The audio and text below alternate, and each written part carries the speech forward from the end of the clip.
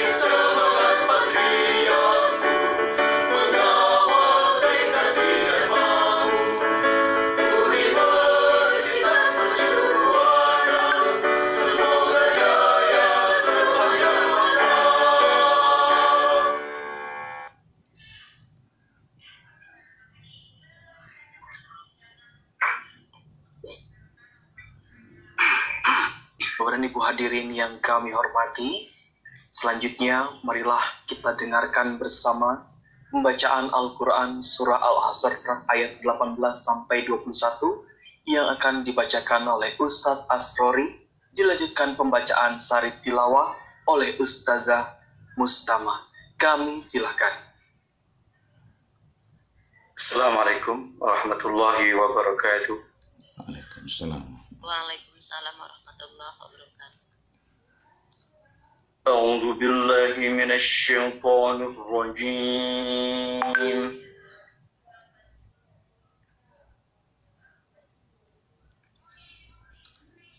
Bismillahirrahmanirrahim.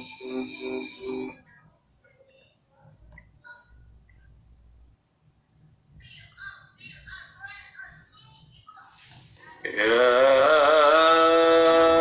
ayyuhalladzina amanu taqullah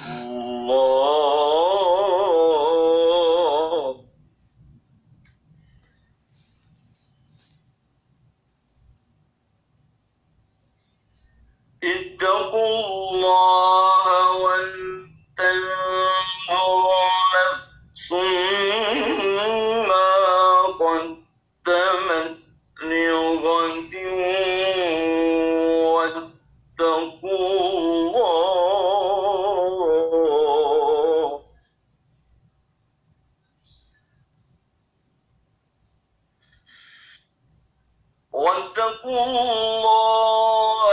inna Allaha khabirun bima ta'malun.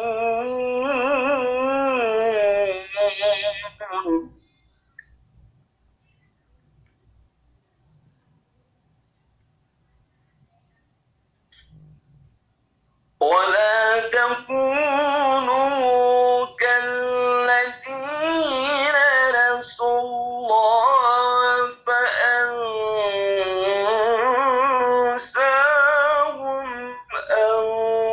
أنفسهم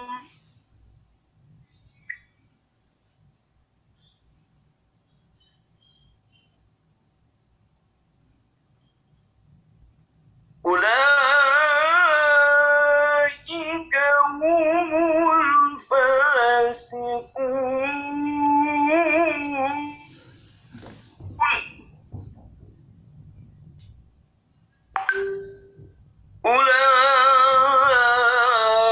أولئك هم الفاسقون.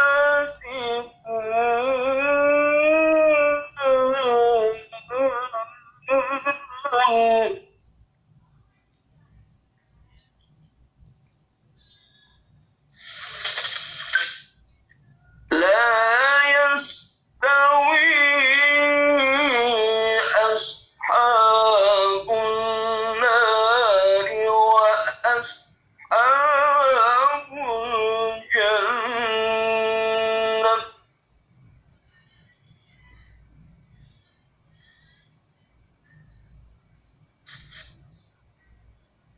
أصحاب الجنة هم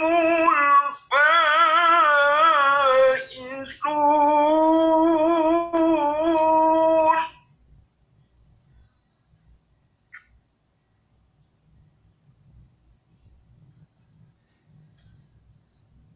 لو أنزلنا هذا القرآن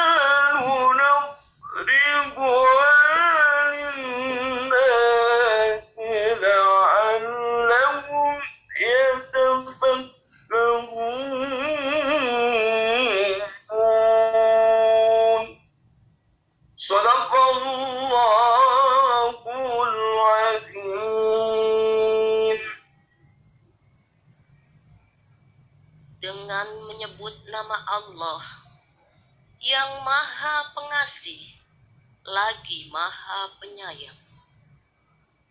Wahai orang-orang yang beriman, bertakwalah kepada Allah, dan hendaklah setiap orang memperhatikan apa yang telah diperbuatnya untuk hari esok akhirat. Dan bertakwalah kepada Allah.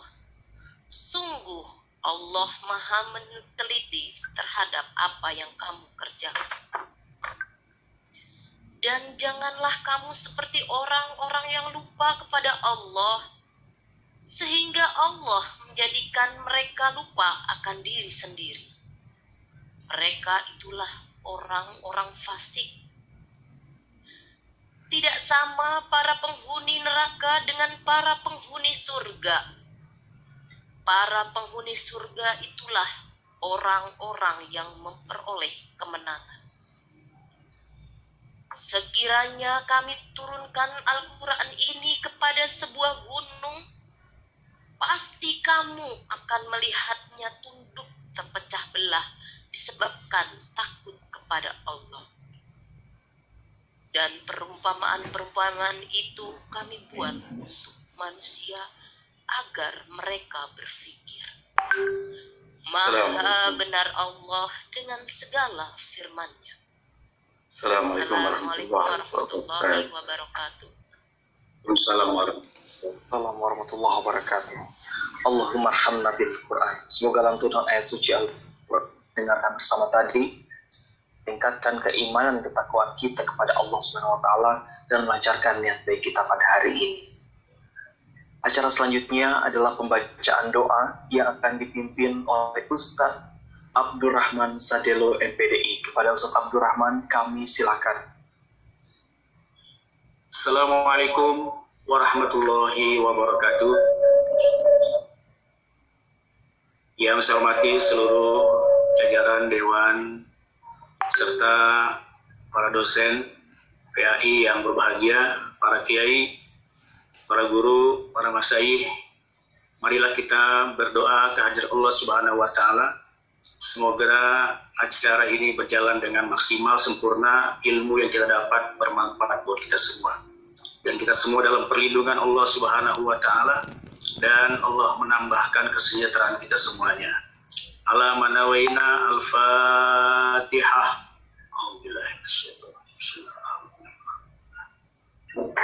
Iya kan.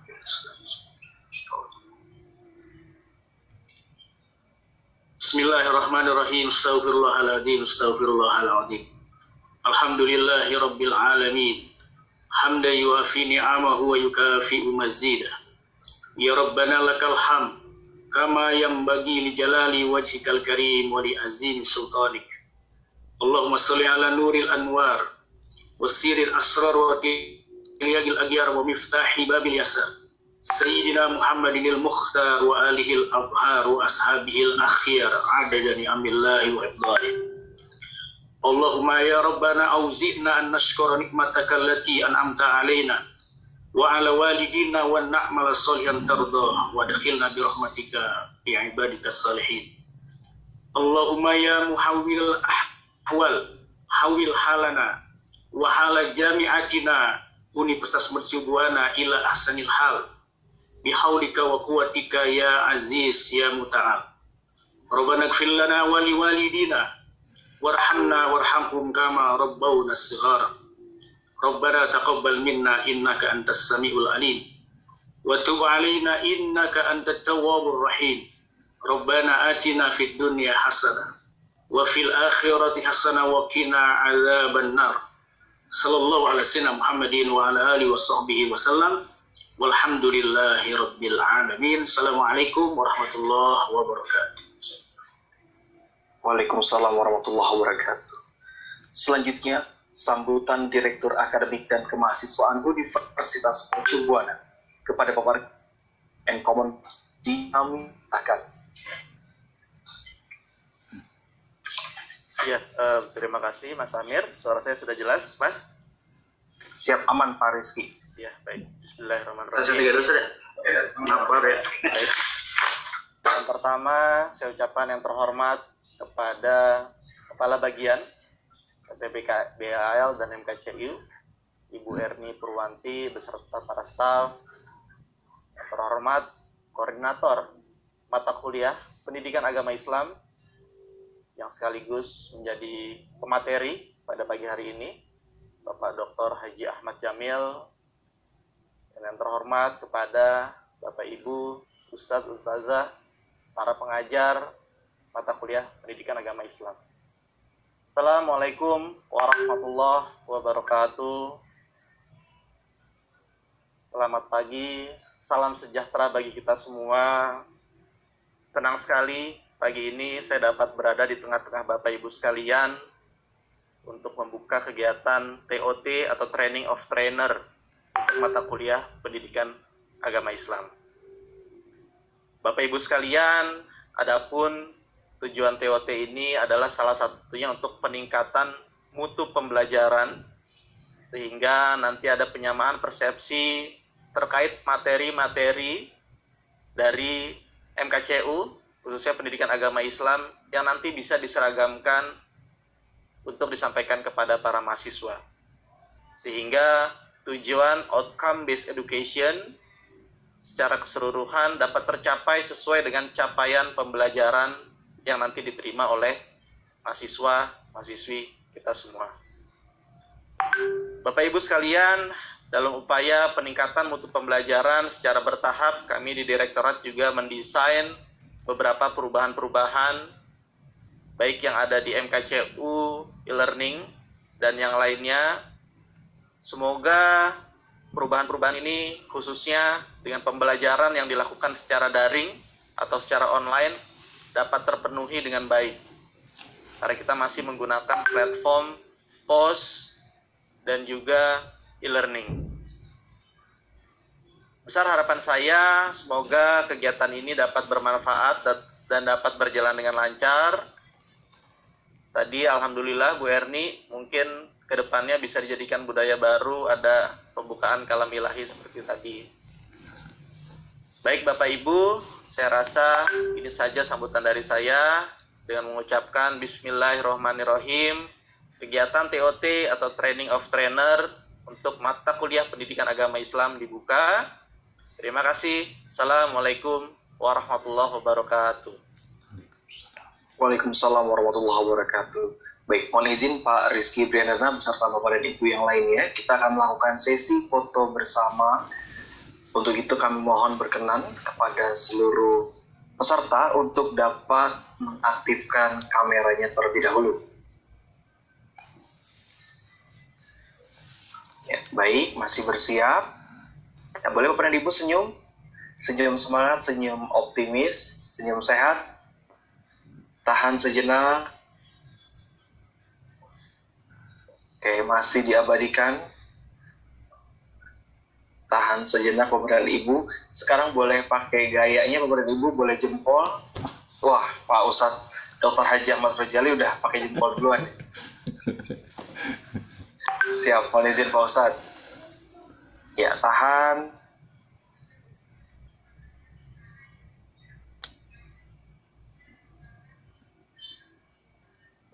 Siap. Terima kasih Bapak dan Ibu. Terima kasih Pak Rizky Briandana dapat kembali melanjutkan aktivitasnya.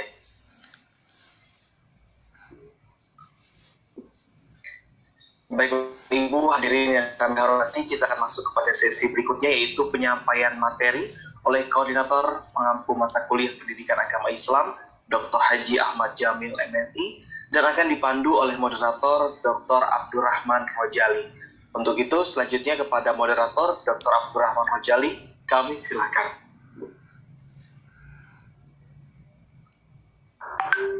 Bismillahirrahmanirrahim. Assalamualaikum warahmatullahi wabarakatuh. Alhamdulillah. Alhamdulillahilladzi bi ni'matihi tatimmu shalihat wa bi fadlihi tanazzalur rahmat. Ahmaduhu subhanahu wa ta'ala wa ashkuruh. Wa syara'a lana al-ayat wa afadha 'alaina bis-surur wa nawwara qulubal mu'minina bit-taqwa wal hubur. Asyhadu an la ilaha illallah wahdahu la syarika lahu wa asyhadu anna Muhammadan 'abduhu wa rasuluh.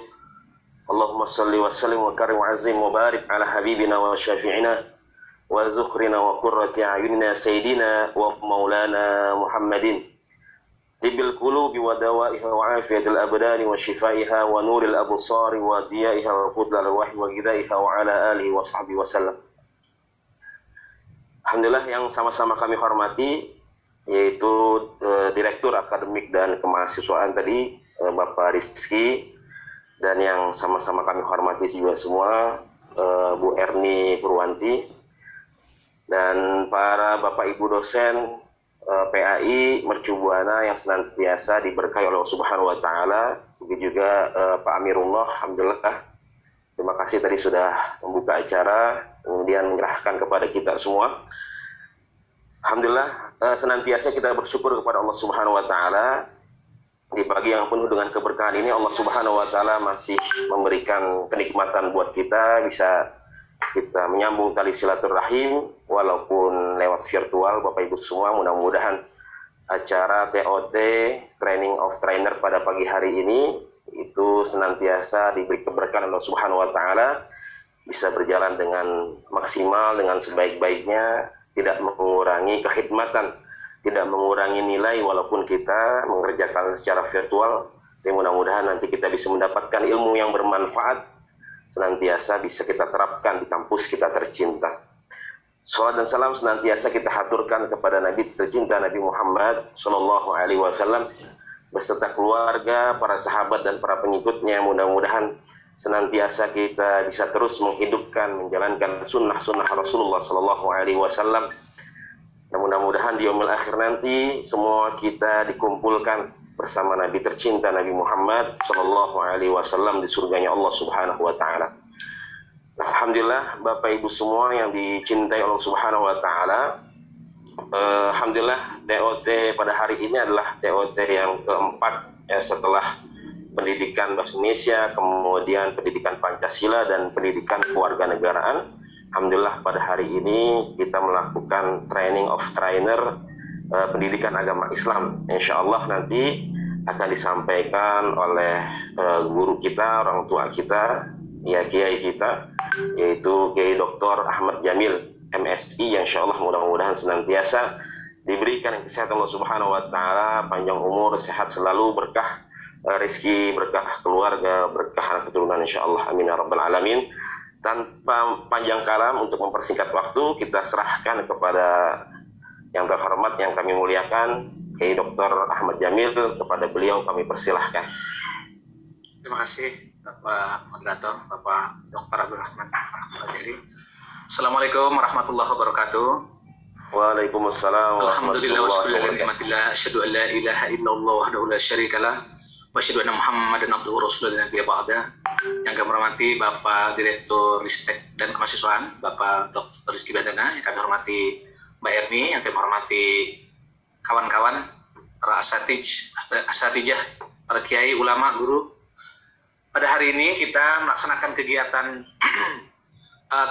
training of trainer atau pelatihan daripada para pelatih, kira-kira gitu, untuk pendidikan agama Islam.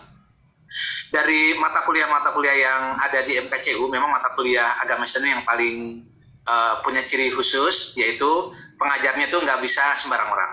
Jadi kalau di mata kuliah yang lain, kadang ada yang datang, Pak, saya minta mata kuliah A, mata kuliah B, karena kewajiban saya 9 SKS. Nah, itu tidak bisa dilakukan di pendidikan agama Islam. Jadi, orang tidak bisa datang ke kita untuk minta nambah mata kuliah, karena memang yang mengajarnya ini adalah trainer yang khusus, yaitu Bapak Ibu yang telah memiliki keahlian di bidang agama Islam.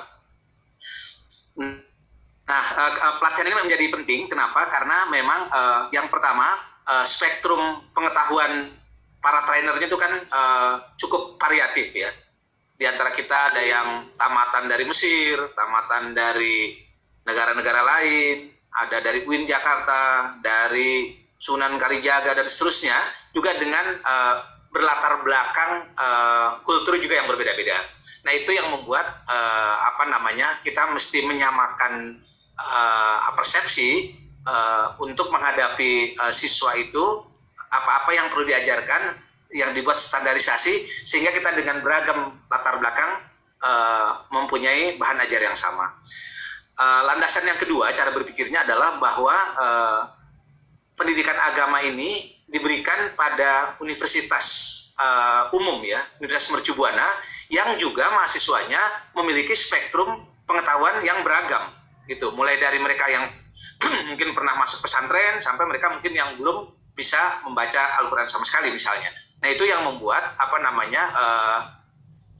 tantangan tersendiri bagi pembuatan kurikulumnya gitu. Mungkin di setiap kurikulum, kami itu membaca kurikulum di beberapa tempat ya, di universitas lain, itu memang selalu muncul pertanyaan-pertanyaan yang klasik gitu. Apakah ini masih bisa diajarkan? Apakah ini tepat? Apakah ini pantas? Kenapa muncul pertanyaan itu? Karena tadi spektrum mahasiswa dalam pengetahuannya tentang agama Islam itu sangat beragam. Nah beda misalnya kalau kita misalnya mengajar di Fakultas Ekonomi dan Bisnis, misalnya pengantar ilmu akuntansi, memang orang semuanya dari belum tahu sama sekali. Jadi pengenalan konsep-konsep dasarnya jadi lebih mudah gitu. Tapi kalau di agama Islam, kalau kok diajarin ini memang kan itu dari sesuatu yang biasa, mungkin akan muncul pertanyaan seperti itu, mengingat begitu lebarnya spektrum pengetahuan dari para siswa. Kemudian yang ketiga adalah cara berpikirnya adalah bahwa memang kurikulum itu memang terus update gitu. Jadi mohon Bapak Ibu nanti saya kira sama juga di mata-mata kuliah lain ya, kita juga mendapat tugas untuk selalu menambah pengetahuan, menambah contoh-contoh pada kurikulum kita gitu. Misalnya kita kemarin kumpul pada koordinator MKCU yang bilang bahwa kok anti korupsi kok kasusnya cicak buaya terus yang tahun 2008 misalnya. Kan kasus korupsinya udah banyak yang baru-baru. Nah kita salah satu tujuan kita adalah terus menambah update pada hal-hal yang sifatnya lebih baru untuk menambah pengetahuan kita. Berikutnya kami sampaikan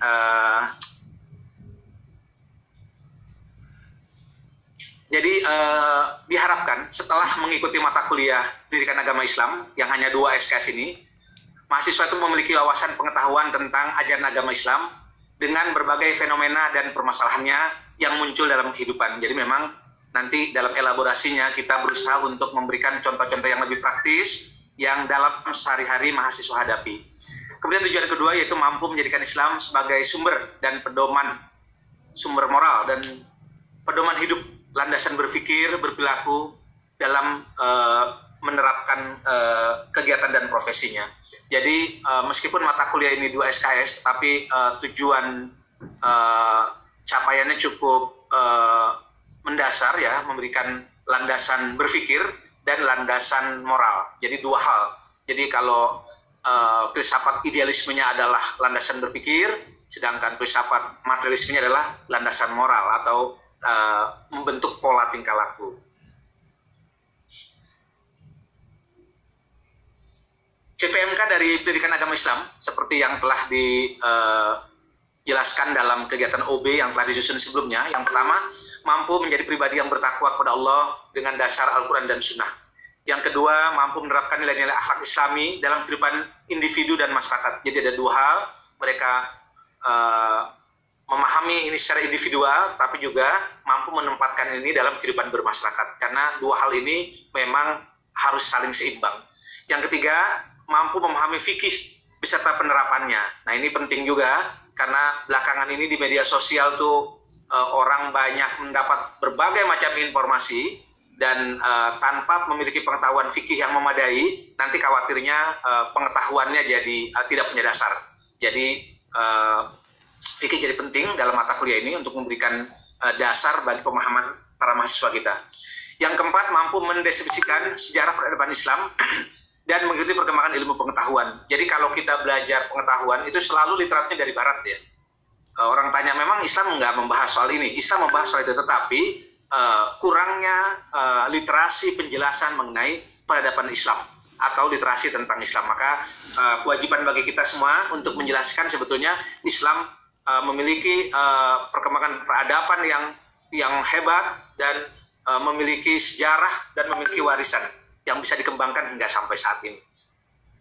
Yang kelima, memiliki semangat kerja dan jiwa perusahaan yang mampu bersaing di era global. Ini adalah titipan dari Universitas Mercu Buana tentang jiwa kewirausahaan. Sebagaimana kita tahu, setiap universitas itu memiliki ciri ya.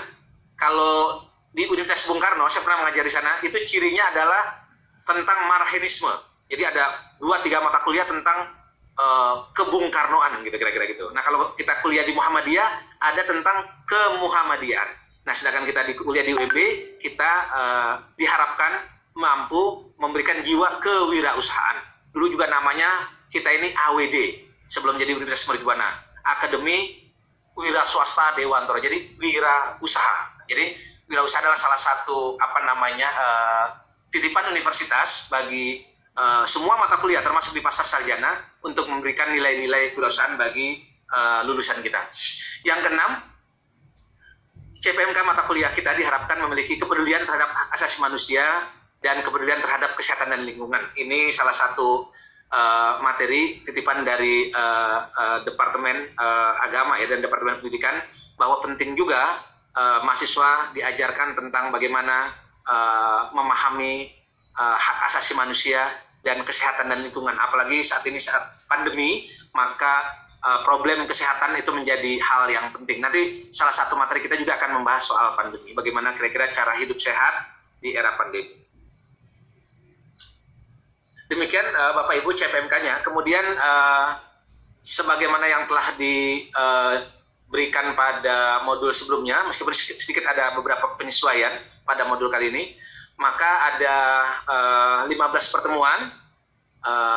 Nanti modulnya akan ada revisi sedikit-sedikit, kami akan berikan lagi kepada Bapak Ibu. Nah, mungkin nanti PPT-nya yang Bapak Ibu akan membuat sendiri ya, supaya lebih ragam, lebih keren. Tapi modulnya akan kami siapkan yang akan diserahkan ke Mbak Erni, ke PPBL. Pertemuan pertama, manusia dan agama. Ini juga kita melihat dari beberapa literatur yang ada. Pertemuan kedua tentang agama Islam itu sendiri. Pertemuan ketiga tentang Al-Quran. Pertemuan keempat tentang sunnah. Pertemuan kelima tentang akidah. Pertemuan keenam tentang akhlak. Pertemuan ketujuh tentang fikih dan sholat. Ada sholatnya di bab pertemuan ketujuh. Pertemuan ke-8 tentang takwa, pertemuan ke-9 tentang dakwah, pertemuan ke-10 tentang peradaban Islam, pertemuan ke-11 entrepreneurship dan etos kerja Islam, pertemuan ke-12 ilmu pengetahuan, teknologi dan seni. Ini juga kita mengadaptasi dari beberapa sumber di perguruan tinggi lain. Pertemuan ke-13 tentang kesehatan dan lingkungan, pertemuan ke-14 tentang HAM dan toleransi, dan pertemuan terakhir tentang demokrasi dan globalisasi. Nah, di pertemuan pertama, sebagaimana Bapak Ibu telah mengajarkan dari dulu ya, sudah sangat menguasai ini tentang pengertian manusia, pengertian agama, latar belakang pentingnya kedudukan manusia terhadap agama, fungsi-fungsi agama bagi manusia, dan doktrin kepercayaan agama, bagaimana orang mempercayai agama sebagai doktrin, dan bagaimana klasifikasi agama. Di sesi kedua, kita membahas tentang agama Islam, yaitu pengertian agama Islam. Yang kedua, sumber-sumber ajaran Islam. Yang ketiga, manusia menurut agama Islam. Yang keempat, kerangka sistematik dasar agama Islam. Selanjutnya, Bapak Ibu, di pertemuan ketiga kita membahas tentang Al-Quran, tentang pengertian Al-Quran, karakteristik Al-Quran, cara Al-Quran diturunkan, sejarah turunnya Al-Quran, bagaimana perbedaan ayat-ayat yang turun di Mekah dan di Madinah, bagaimana hikmah diturunkannya Al-Quran, nama-nama Al-Quran, bagaimana isi kandungan Al-Quran, bagaimana fungsi-fungsi Al-Quran, dan bagaimana adab membaca Al-Quran. Di pertemuan keempat kita membahas tentang sunnah, yaitu bagaimana pengertian sunnah, kedudukan sunnah sebagai hujjah, fungsi sunnah atau hadis, macam-macam sunnah, sunnah atau hadis yang boleh dijadikan hujjah. Bapak Ibu yang kami hormati, di pertemuan kelima kita membahas tentang akidah. Yang pertama, arti dan ruang lingkup akidah. Yang kedua, keyakinan kepada Allah. Yang ketiga, keyakinan kepada para malaikat. Yang keempat, keyakinan kepada kitab-kitab suci. Yang kelima, keyakinan kepada para nabi dan rasul.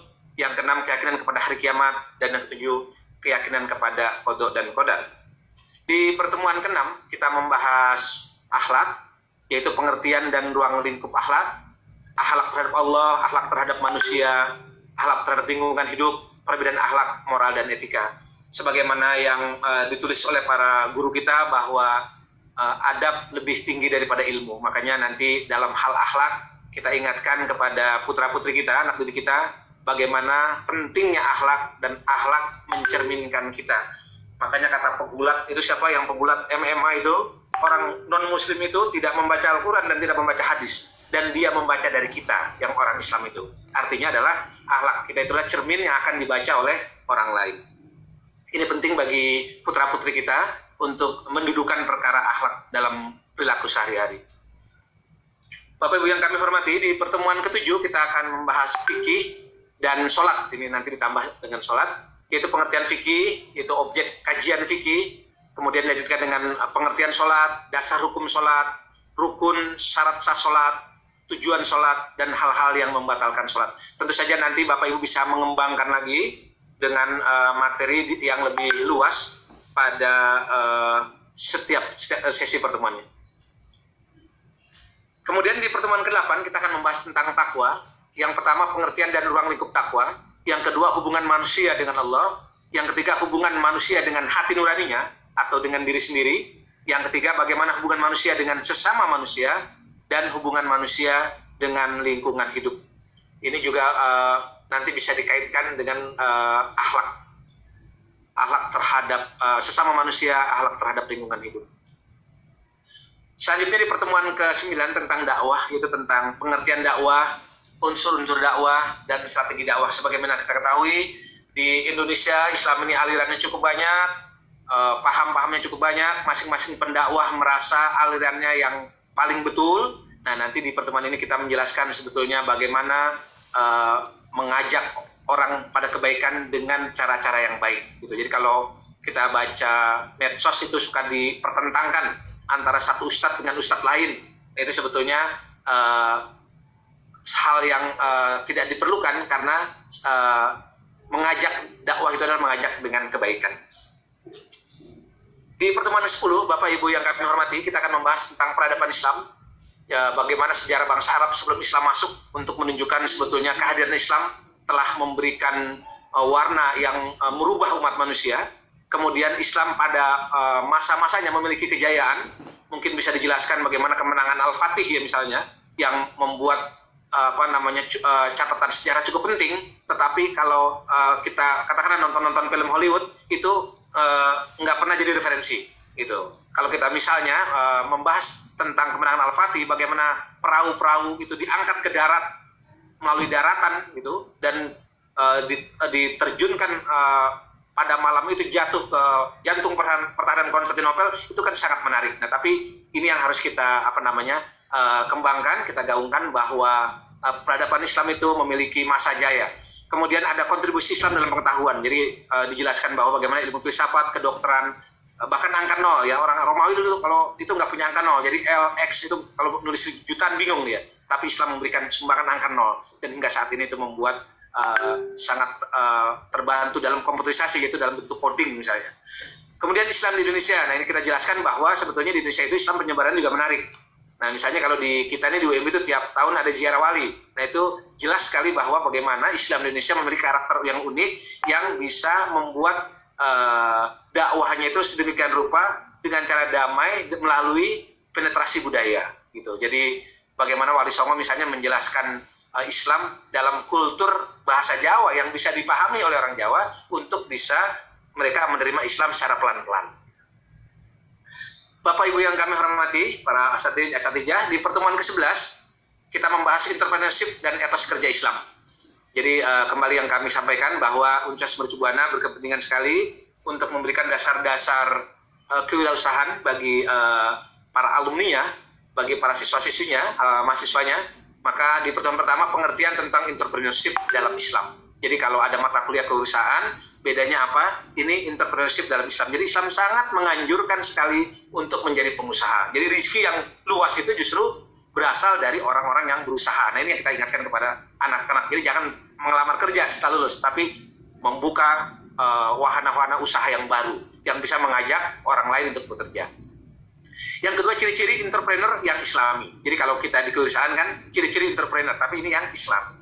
Kemudian ada etika berbisnis dalam Islam.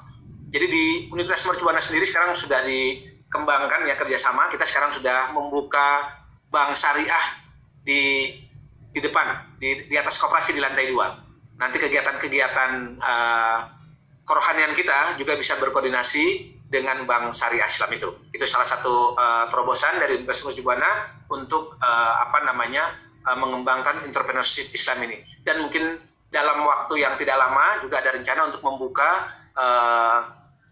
ekonomi syariah di FEB. Nah, ini mudah-mudahan kita dukung bersama. Nanti kalau itu dibuka, mungkin Bapak Ibu bisa menjadi bagian pengajar dalam mata kuliah tertentu. Kemudian berikutnya adalah manajemen Islami yang diterapkan oleh seorang entrepreneur. Jadi kalau nanti mahasiswa kita jadi seorang entrepreneur, dia bagaimana menerapkan manajemen secara Islam. Nah, kemudian yang terakhir adalah etos kerja Islam. Jadi etos kerja tetapi yang Islam. Bapak Ibu, para asatijah yang berikutnya adalah pertemuan ke-12. Ini ilmu pengetahuan, teknologi, dan seni. Kemudian kewajiban menuntut ilmu. Dan keutamaan dan tanggung jawab ilmuwan. Ini ada beberapa referensi yang kami temukan dari beberapa universitas dan kami himpun menjadi satu pertemuan tentang ilmu pengetahuan di sesi 12. Di sesi 13 kita akan membahas kesehatan dan lingkungan. Ini satu bagian yang dititipkan oleh pemerintah, bagaimana sebetulnya para mahasiswa mengenal kesehatan dan lingkungan. Jadi meskipun mata kuliahnya agama Islam, PAI, tetapi kita berkenan memberikan konsep-konsep kesehatan dan lingkungan yang berisi konsep dasar memelihara kesehatan dan lingkungan, yang kedua cara memelihara kesehatan fisik dan mental, yang ketiga dalil tentang memelihara lingkungan, nanti dikasih ayat Al-Quran dan hadis Nabi tentang pentingnya memelihara lingkungan, kemudian yang keempat alasan bagi umat Islam bagaimana memelihara kesehatan dan lingkungan. Apalagi di masa pandemi, nanti ada bagian tertentu bagaimana Islam sejak awal merasa penting untuk menjaga kebersihan, dan ini terbukti sekarang setelah masa pandemi ini. Misalnya mencuci tangan, kalau kita tuh berwudu adalah konsep dasar yang ampuh untuk menjaga kesehatan. Selanjutnya di pertemuan ke-14, kita membahas soal HAM dan toleransi, bagaimana konsep HAM dalam Islam dan Al-Quran. Jadi sementara orang Barat menggaungkan hak asasi manusia, sebetulnya dalam Al-Quran sejak awal sudah dijelaskan bagaimana konsep-konsep dasar tentang perlunya menjaga HAM. Jadi kalau Barat selalu menilai Islam ini adalah radikal, tapi kalau kita lihat sejarah, justru kekerasan umat manusia justru banyak dilahirkan oleh Barat. Nah, ini nanti bisa jadi bagian tertentu bagaimana Al-Quran sebetulnya sejak awal menanamkan nilai-nilai tentang hak asasi manusia. Kemudian bagaimana HAM itu sebagai contoh kasus dalam Piagam Madinah. Jadi Piagam Madinah memberikan sebuah perspektif politik tentang bagaimana HAM itu telah diletakkan dasarnya oleh Rasulullah SAW.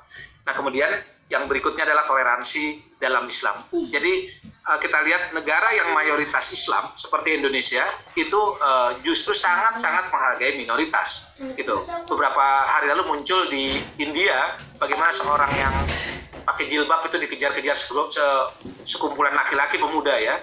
Itu ya bagaimana sebetulnya citra Islam itu jika dia minoritas dia jadi ditekan ya. Misalnya di kemarin di Myanmar ya, bagaimana perkampungan Islam dibakar sedemikian rupa, mereka mengungsi dan seterusnya. Tapi Islam di tempat-tempat yang mayoritas itu justru kepentingan minoritas sangat dilindungi.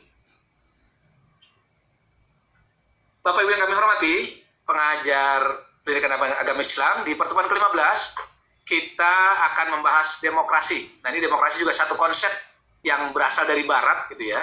Tetapi Islam itu juga mengajarkan nilai-nilai demokrasi. Jadi salah satu penelitian siapa yang bikin LSI satu lagi selain Denny yang dari Tamatan UIN itu disertasinya adalah bagaimana demokratisasi di Indonesia yang mayoritas Islam. Siapa namanya ya? Dia menulisnya jadi menarik. Itu disertasinya kan di Amerika. Kenapa? Karena kok bisa yang mayoritas Islam itu demokrasi gitu. Jadi kalau Islam di mana-mana itu kan kalau itu kan bentuknya kerajaan kan. Nah, tetapi di negara yang terbesar mayoritas Islam itu malah demokrasi. Itu kan satu fenomena yang menarik ya. Kalau dibahas bagaimana demokrasi itu sangat bisa sejalan dengan Islam gitu. Kalau ada orang-orang yang menyatakan bahwa Islam itu nggak demokratis, itu malah aneh, karena justru di negara-negara yang dengan dasar Islam, di negara misalnya negara Asia Barat, itu justru dasarnya bukan demokrasi, tapi dasarnya adalah kerajaan. Kemudian yang kedua adalah Islam dan globalisasi. Jadi Islam juga menjaga nilai-nilai globalisasi, terutama juga untuk yang pertama menyangkut aktivitas ekonomi kita, gitu. Jadi bagaimana globalisasi itu bisa dimanfaatkan oleh Islam, tetapi juga Islam berkepentingan untuk menjaga nilai-nilai globalisasi yang negatif. Jadi bagaimana hal-hal yang negatif dari globalisasi bisa ditekan, sementara hal-hal yang positif bisa dikembangkan. Perkembangan misalnya bank ekonomi syariah itu salah satu bagian bagaimana globalisasi Islam telah bisa diterima di Indonesia misalnya saat ini. Nah, kemudian yang terakhir adalah Islam adalah agama universal. Ini sesuatu yang sudah sangat banyak diketahui oleh Bapak Ibu, bagaimana Islam sebetulnya sangat agama yang memiliki nilai-nilai logis yang bisa diterima oleh semua kalangan. Islam tidak ada kasta, Islam tidak ada pengelompokan, sujudnya sama, mereka kalau ihram sama pakai putih semua, dia sangat bersifat universal, bernilai universal, dan memiliki kandungan-kandungan universal. Nah, kira-kira Bapak Ibu yang kami hormati, demikian 15 pertemuan kita. Nanti akan kami kirimkan sekitar seminggu 2 minggu lagi, modul 1 sampai modul 7 dulu. Secara umum tetap hanya ada penambahan sedikit-sedikit. Nanti di tahap berikutnya, mungkin 2 minggu lagi akan kami kirimkan modul yang 8 sampai 15. Yang penting kami kirimkan jauh sebelum permintaan dari Mas Abud atau Mbak Erni. Nah, kemudian sebagaimana kita ketahui bahwa kita sekarang ini ada OBE, basis penilaiannya adalah terletak pada tugas besar. Tugas besar 1 40%, tugas besar 2 kelihatannya salah nih. Tugas besar 1 30%, tugas besar 2 30%, UAS 20% dan 10% absen ya. Ada absen ini belum, kalau ini masih 100. Nah, jadi tugas besar adalah sangat penting. Bapak Ibu jangan lupa untuk selalu memberikan dan mengoreksi tugas besar. Nah, makanya kan penilaiannya banyak. Ini adalah bagian yang menekankan pada capaian hasil dari pendidikan kita. Nah, Bapak Ibu, ini saya berikan contoh TB. Kemarin ada beberapa dosen yang bertanya, TB1 dan TB2. Kalau saya secara pribadi memberikan TB di pertemuan 1. Jadi di pertemuan sesi 1 sudah saya langsung berikan TB-nya dengan harapan mereka memiliki waktu yang cukup banyak untuk mengerjakannya. Jadi kalau saya berikan TB1 dan TB2 di pertemuan pertama. Kenapa begitu? Berharap TB itu segera dia baca, segera dikerjakan, dan dia bisa menjawab TB-nya dengan bagus, dengan waktu yang panjang. Jadi assignment TB1 dan assignment TB2-nya saya tempatkan di pertemuan pertama. Nah, itu tujuannya supaya waktunya panjang. Nah, ini ada contoh misalnya ya. Nah, ini contohnya misalnya contoh membuat TB1 dan TB2-nya. Misalnya, Pak, bagaimana saya membuat contoh TB1 dan TB2 dalam 1 kali tugas misalnya. Jadi tugasnya tidak usah 2, tugasnya 1 saja, tapi dijadikan TB1 dan TB2. Misalnya adalah mahasiswa diminta untuk membuat penyampaian, yang pertama TB1, penyampaian dalam bentuk quote tentang Al-Quran misalnya. Tentang misalnya dia temanya tentang dakwah dalam Al-Quran misalnya. Itu TB1-nya dia buat dalam bentuk quote. Dalam bentuk quote misalnya dibuat dalam bentuk, kalau saya dalam bentuk 1,5 spasi, minimal 7 halaman, 8 halaman dengan cover, 9 halaman dengan daftar pustaka misalnya. Nah, jadi itulah TB1-nya dia. TB1 dia adalah membuat tugas dalam bentuk quote. Nah, TB2-nya membuat PPT dan video dari TB1-nya gitu. Jadi tugas TB1 dan TB2 sebetulnya hal yang sama, bedanya adalah pengganti presentasi. Kita kan biasa kalau di kelas kan kalau tatap muka kan minta presentasi, tetapi mereka membuat videonya. Jadi mahasiswa sekarang sudah pinter-pinter membuat videonya. Katakanlah dia membuat video tentang tugas TB1-nya tentang dakwah misalnya. Dakwah dalam Al-Quran. Dalam Al-Quran, nah itu dibuat dalam TB1. Bentuknya adalah bentuk Word, bentuk laporan bacaan. Nah, TB2-nya adalah tugas yang tadi, dalam Word tadi dibuat PPT-nya dan dipresentasikan. Di-upload ke YouTube. Mereka minta membuat sekitar 5 menit rekaman videonya. Yang dikirimkan ke assignment TB2-nya adalah linknya saja. Gitu. Jadi, Word-nya dikirimkan ke assignment TB1 dan link videonya dikirimkan ke assignment TB2. Nah gitu. Pak, kalau ini ada kesulitan karena banyak mahasiswa yang sama nanti. Gimana Pak? Nah saya buat contoh nih. Kemarin ada beberapa dosen yang juga saya berikan contohnya. Nah ini contoh dari saya nih. Misalnya mahasiswanya ada 40 orang. Untuk memastikan mereka enggak membuat hal yang sama, maka satu orang kita kasih satu judul. Caranya adalah dengan absennya. Absen nomor 1 membuat tugas nomor 1.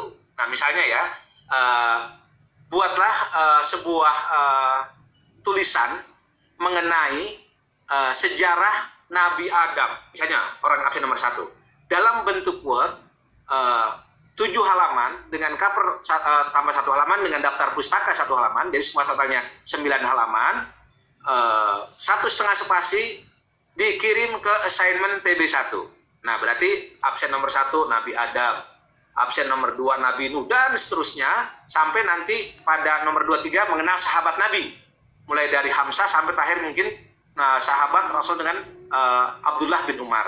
Nah masing-masing orang satu-satu itu dia buat laporan bacaannya yang seperti tadi dalam bentuk Word, di-upload di assignment TB1, dan setelah itu dia membuat PPT-nya yang ditampilkan di video menjadi TB2, dikirimkan linknya ke TB2. Nah ini contoh saja bagaimana memastikan mahasiswa itu tidak sama satu sama lain. Kan kita menghindari kadang-kadang dia buat temennya buat aja, itu kita nanti nggak ngeh ya. Jadi persis sama, jadi dia nggak melakukan tugas sebagaimana yang diminta. Nah kalau dengan dibuat seperti ini, maka dipastikan setiap mahasiswa akan memiliki tugas yang berbeda untuk assignment-nya.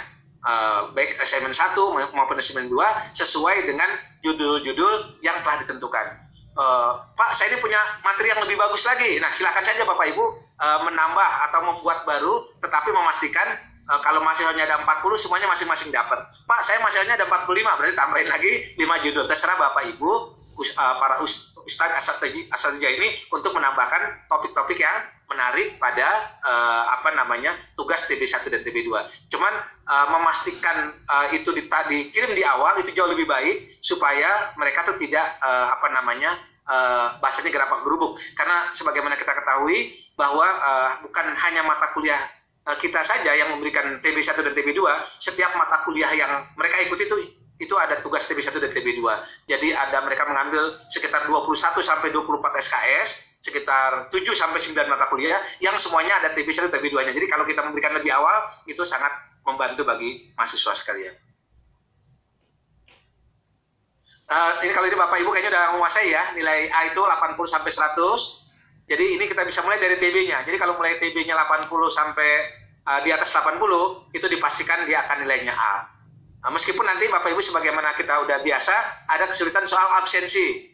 Nah Pak, ini anaknya nilainya bagus, cuman absensinya kurang. Nah itu satu problem. Nah kira-kira demikian Bapak Ibu pemaparan kami. Mudah-mudahan bermanfaat. Kami terus bekerja keras untuk memperbaiki modul kita sesuai tuntutan dari Pak Direktur supaya kita tetap update, dan saya percaya Bapak Ibu adalah orang-orang pilihan ya yang mengajar di PAI Universitas Mercubuana yang mampu mengembangkan, yang mampu mengemas mata kuliah ini secara menarik. Cuman saya mau informasikan bahwa dari sejarah pemberian juara e-learning ya, e-learning award itu mata kuliah agama dosennya udah pernah menang, Pak. Saya lihat datanya. Yang menang itu yang pernah etik pernah menang, warga negara pernah menang. Saya pernah juara ketiga di hukum bisnis, Pak. Kenapa begitu? Karena dosen agama Islam ini kurang loyal memberikan materinya. Jadi misalnya kita kirim modul 1, kita kirim PPT, kita kirim video A, video B, video C, nggak apa-apa Bapak Ibu. Jadi dimakin tambah banyak, saya nggak tahu nih Bapak ini masih ada nggak nih nilai e-learning. Tapi kalau kita makin banyak memberikan sumber bahan ajar, itu nilainya makin tinggi.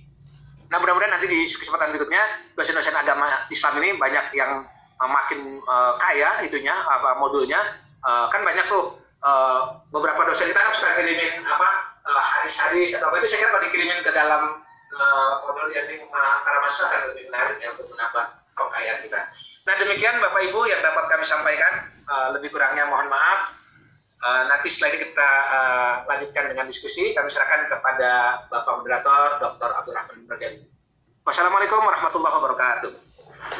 Waalaikumsalam warahmatullahi wabarakatuh. Terima kasih kepada Ustaz Dr.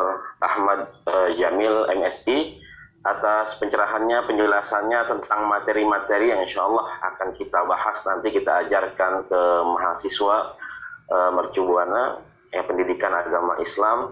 Alhamdulillah tadi dari materi, kemudian juga masalah tugas-tugas dan cara penilaian. Insya Allah mudah-mudahan nanti bisa kita terapkan, kita bisa elaborasikan, kita bisa sama-sama samakan persepsi kita. Mudah-mudahan kita bisa mengembangkan lebih dalam lagi nanti. Baik, Bapak Ibu semua.